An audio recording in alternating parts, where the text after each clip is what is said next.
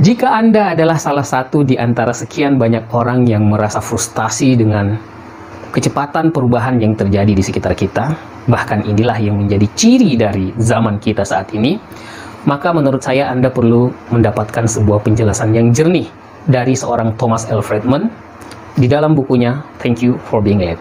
Ikuti reviewnya.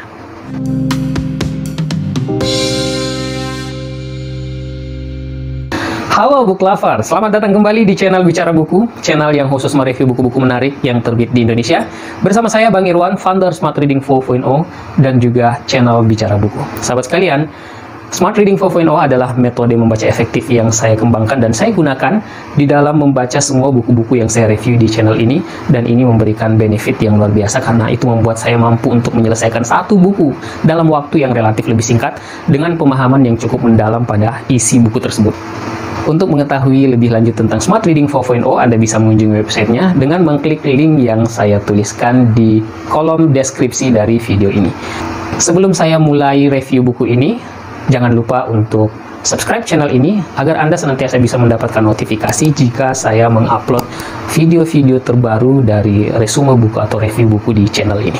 Sahabat sekalian, buku yang ditulis oleh Thomas L. Friedman, Thank You for Being Late, memiliki sejarah tersendiri dengan judulnya. Beliau pada suatu ketika atau satu hari ada temu janji dengan tamu-tamunya untuk diwawancarai, dan karena itu dia memanfaatkan momentum breakfast di beberapa sudut kafe di kota Washington. Dan sahabat sekalian, pada suatu ketika dengan alasan sesuatu dan lain hal, beberapa tamunya kemudian terlambat. Tetapi justru dengan momentum keterlambatan tamu-tamunya ini, Friedman kemudian menemukan sebuah momentum bagi dirinya untuk mulai berpikir ke dalam. Jadi dia mulai melakukan deep thinking, dan sahabat sekalian, dari hasil deep thinkingnya itulah kemudian buku ini lahir. Dan karena itu gagasan-gagasan yang begitu deras dan begitu banyak yang dia dapatkan ketika justru mendapatkan me time yang cukup panjang dari keterlambatan tamunya, itulah yang membuat beliau kemudian menuliskan judul buku ini Thank You for Being Late. Terima kasih karena datang terlambat, karena dengan begitu dia memiliki kesempatan untuk berpikir tentang kehidupan yang dia jalani. Nah, sahabat sekalian, jadi salah satu poin dari buku ini adalah bahwa kita hidup di era yang begitu cepat, perubahan-perubahan terjadi begitu cepat, dan karena itu beliau Friedman mengilustrasikan seolah-olah kita berkendara atau bersepeda, dan ketika kita mengalami kecepatan yang konstan, tiba-tiba kita menghadapi sebuah medan atau sebuah jalur yang curam yang memaksa kita harus bergerak dengan cepat, tetapi kita tidak memahami sama sekali medan tersebut. Dan karena itu, kata Friedman, yang paling bijak yang harus Anda lakukan adalah Anda berhenti dan kemudian mengamati dan mempelajari bagaimana medan yang akan Anda tempuh yang membutuhkan kecepatan yang tinggi. Nah, sahabat sekalian, begitulah kira-kira ilustrasi dari buku ini. Jadi ini adalah sebuah bentuk deep thinking dari seorang Friedman menghadapi realitas kehidupan kita, perubahan-perubahan yang terjadi begitu cepat. Nah, sahabat sekalian, di dalam buku ini beliau menjelaskan bahwa ketika beliau mulai melakukan deep thinking, beliau menggunakan cara berpikir sistem atau system thinking dengan menganalisa pertama sekali adalah apa yang menjadi mesin penggerak dari percepatan yang terjadi saat ini atau yang kita hadapi saat ini. Beliau ingin mengurai apa sebenarnya faktor penggeraknya atau mesin penggerak utama dari semua perubahan yang begitu cepat ini, dan dengan memahami faktor penggerak atau mesin penggerak tersebut, barulah kita bisa mengetahui bagaimana kita menghadapi atau mensiasati atau beradaptasi dengan perubahan-perubahan dari kecepatan yang terjadi. Dan yang kedua yang beliau akan jelaskan dalam buku ini, sahabat sekalian, adalah apa dampak dari semua perubahan yang begitu cepat tersebut dalam kehidupan kita, dan tentu saja yang terakhir adalah apa solusi dari semua dampak yang kita hadapi dari percepatan perubahan yang terjadi di dalam era kita saat ini. Nah, sahabat sekalian, dari hasil kajian dan penelitian beliau, dari hasil wawancara dengan banyak praktisi, dengan banyak ahli, akhirnya beliau menemukan bahwa ada 3 mesin penggerak dari percepatan yang kita hadapi saat ini. Yang pertama adalah teknologi, yang kedua adalah globalisasi, dan yang ketiga adalah alam atau Mother Nature. Nah, sahabat sekalian, di dalam buku yang cukup tebal inilah 3 faktor penggerak ini kemudian dijelaskan dengan model kausalitas yang luar biasa menurut saya, karena ini membuat kita mengerti hubungan-hubungan antara satu peristiwa dengan peristiwa yang lain, antara satu temuan teknologis dengan dampak-dampak yang dihasilkannya. Yang pertama, tentang teknologi. Menurut Friedman, Percepatan yang terjadi oleh teknologi ini bekerja dengan menggunakan hukum Moore yang mengatakan bahwa pertumbuhan atau jumlah transistor dan resistor yang bisa ditanamkan di microchip setiap 2 tahun atau 24 bulan akan mengalami lonjakan 2 kali lipat, atau kita sebut juga sebagai pertumbuhan eksponensial. Nah, sahabat sekalian, kita tahu bahwa microchip adalah otak dari hampir semua teknologi yang kita miliki saat ini, dan itu berarti perkembangan atau pertumbuhan kapasitas dari microchip akan berpengaruh terhadap sebanyak apa teknologi atau secanggih apa teknologi kita saat ini dan di masa yang akan datang. Nah, sahabat sekalian, yang dimaksud dengan peningkatan atau pertumbuhan microchip itu adalah bahwa dalam rentang waktu tertentu, 24 bulan paling tidak, ukuran dari microchip semakin kecil, size-nya semakin kecil, tetapi kapasitasnya semakin besar dan harganya lebih murah. Dan ini berimplikasi kepada pemanfaatan daripada microchip itu, karena itu berarti dia bisa digunakan atau diaplikasikan pada semakin banyak teknologi yang ukurannya bisa semakin kecil. Nah, sahabat sekalian, kita bisa lihat pada grafik ini misalnya yang ditunjukkan oleh data-data tentang perkembangan bagaimana kapasitas microchip itu. Kita bisa lihat bahwa pada tahun 2008 dalam ukuran microchip 1 mm persegi bisa dibenamkan oleh para pembuat teknologi microchip ini 3,3 juta transistor dalam 1 mm persegi microchip. Dan data pada tahun 2018 hanya dalam hitungan 10 tahun dari 3,3 juta meningkat menjadi 100 juta lebih di dalam 1 mm microchip. Jadi sahabat sekalian, dan apa maknanya bagi kita dengan semakin kecilnya size dari microchip dan kemudian kapasitasnya semakin besar? Itu maknanya kita akan bertemu dengan teknologi-teknologi baru yang menggunakan microchip ini sebagai otaknya, karena microchip ini adalah bagian inti atau otak dari komputerisasi. Dan itu berarti kita di masa depan akan mendapatkan banyak sekali mesin-mesin renik dalam ukuran mikron yang cerdas, yang akan membantu kehidupan kita dalam bentuk teknologi. Dan menurut Friedman, penemuan atau perkembangan dari microchip ini kemudian mengalami sebuah ledakan ketika bertemu dengan satu teknologi baru yang kita kenal, yang kita sebut internet. Karena kapasitas komputasi yang semakin besar dan luar biasa, bertemu dengan teknologi internet yang membuat segala sesuatunya bisa terkoneksi, akhirnya kita menemukan sebuah kata kunci baru yang merubah budaya kita sebagai manusia, yaitu digitalisasi. Dan sahabat sekalian, digitalisasi inilah yang menjadi brand dari era kita saat ini, di mana segala sesuatunya bekerja secara otomatis melalui komputerisasi dan kemudian terkoneksi karena faktor internet. Nah, Friedman mencatat bahwa ledakan digitalisasi ini terjadi pada tahun 2007 dan banyak orang tidak menyadarinya. Saya juga tidak menyadarinya. Setelah membaca buku Friedman inilah saya baru mengerti bahwa ternyata 2007 adalah tahun di mana invention dunia digital itu begitu masif terjadi, dan itulah yang hampir sebagian besarnya kita gunakan saat ini dan mempengaruhi kehidupan kita. Misalnya pada 2007 lah iPhone ditemukan dan iOS digunakan oleh Apple. Kemudian pada tahun 2007 juga lah Google memperkenalkan sistem Android yang mengubah cara kita menggunakan smartphone, handphone menjadi smartphone. Kemudian pada 2007 juga lah ditemukan Hadoop yang merupakan big data yang pertama, dan ini memberikan impact yang luar biasa kepada banyak sekali aplikasi, karena tanpa big data, tanpa cloud, maka aplikasi yang ada sekarang ini banyak yang tidak mungkin bisa kita operasionalisasikan. Pada tahun ini juga ada GitHub, di mana orang bisa membuat berbagai macam aplikasi di atas platform internet, dan kemudian di sini juga lah kemudian Facebook dibuka secara terbuka, secara umum untuk publik, dan kemudian itulah yang mengubah cara berinteraksi manusia di muka bumi ini.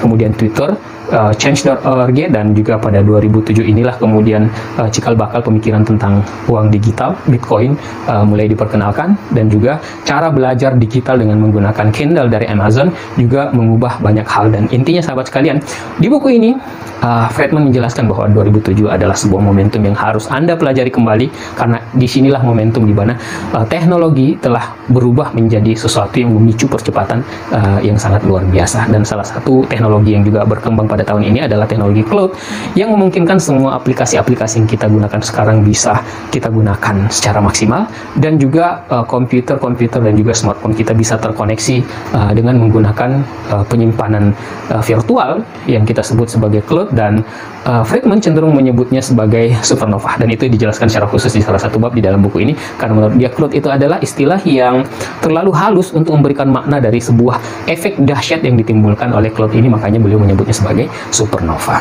Nah, sahabat sekalian, itu adalah mesin penggerak yang pertama. Jadi komputasi bertemu dengan internet yang menciptakan satu ledakan teknologi yang bernama digitalisasi yang mewarnai kehidupan kita saat ini. Yang kedua, sahabat sekalian, adalah globalisasi.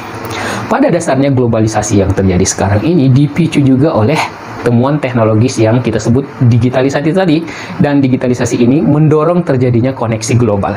Dengan digitalisasi ini kemudian batas-batas antar negara menjadi hilang dan semua orang di seluruh dunia bisa terkoneksi, dan karena semua orang di seluruh dunia bisa terkoneksi, ini kemudian menciptakan atau mengubah satu model budaya baru manusia yang disebut pasar, di mana pasar yang awalnya dibatasi oleh area atau wilayah tertentu, karena semua orang di dunia ini terkoneksi, maka dia menjadi pasar global. Dan ciri dari pasar itu tentu saja adalah ada aliran.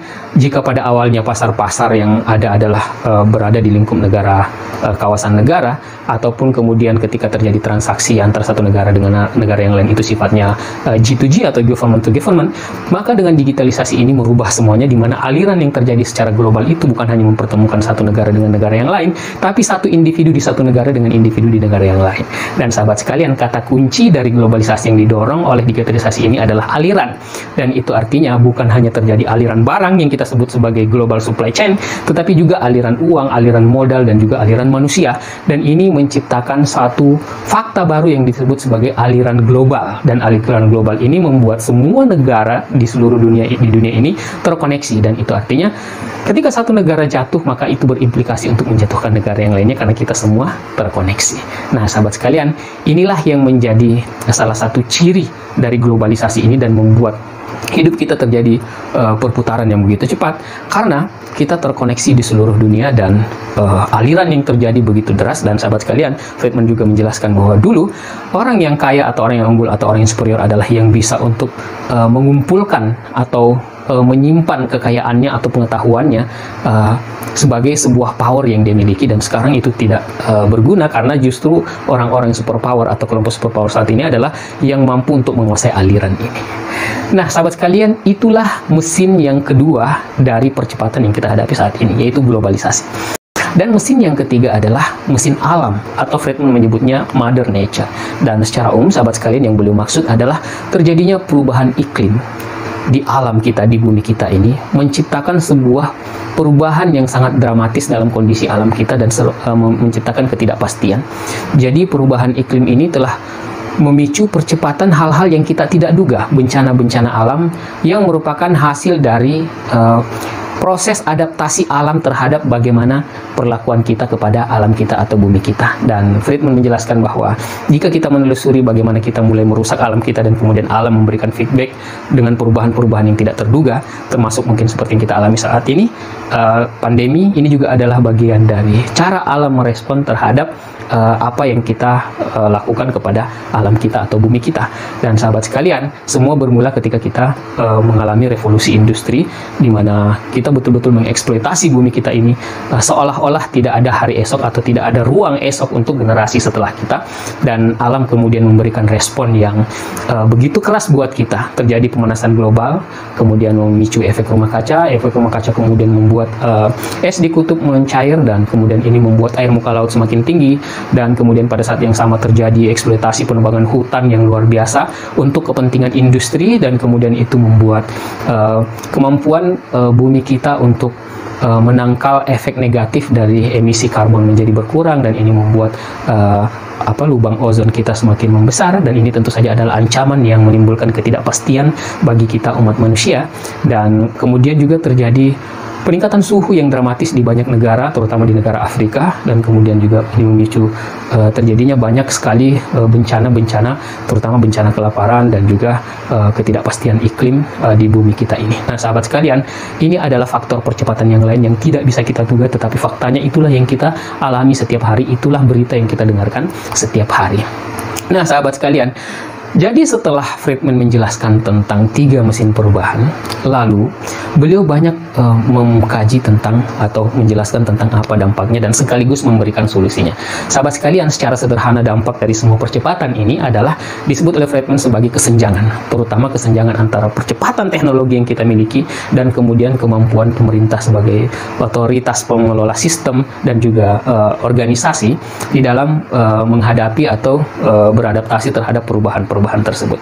Karena itu, menurut Friedman, dalam situasi kesenjangan seperti ini, satu-satunya solusi yang bisa kita ambil adalah dengan menjembatani gap itu, dan proses kita untuk menjembatani gap itu disebut sebagai inovasi. Jadi tidak ada jalan lain cara kita mensiasati atau menghadapi perubahan yang begitu cepat ini adalah dengan melakukan inovasi, kecuali di bidang teknologi karena dia telah berkembang dengan sendirinya. Dan yang dimaksud dengan inovasi, sahabat sekalian, oleh Friedman adalah rancang ulang berbagai hal.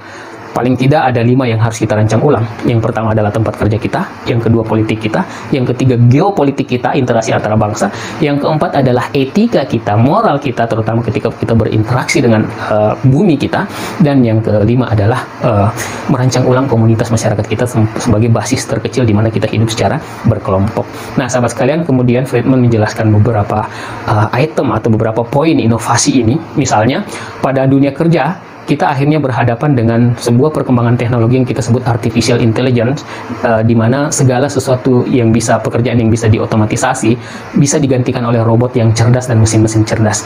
Dan oleh karena itu, kita perlu untuk mengetahui perbedaan antara keterampilan yang kita miliki yang bisa digantikan oleh otomatisasi robot, dan keterampilan atau kemampuan yang kita miliki yang tidak bisa tergantikan oleh mesin-mesin cerdas. Dan karena itu, kata Friedman, kita harus beralih dari artificial intelligence menjadi intelligent assistant, yaitu bagaimana kita bisa memanfaatkan seluruh kecerdasan-kecerdasan mesin ini dengan menggunakan sisi human touch kita yang tidak bisa digantikan oleh robot dan juga mesin. Dan karena itu, sahabat sekalian, kata Friedman, yang membuat kita bisa aman di dalam pekerjaan kita sekarang ini adalah ketika kita bisa mengembangkan kemampuan yang tidak bisa digantikan oleh artificial intelligence ini.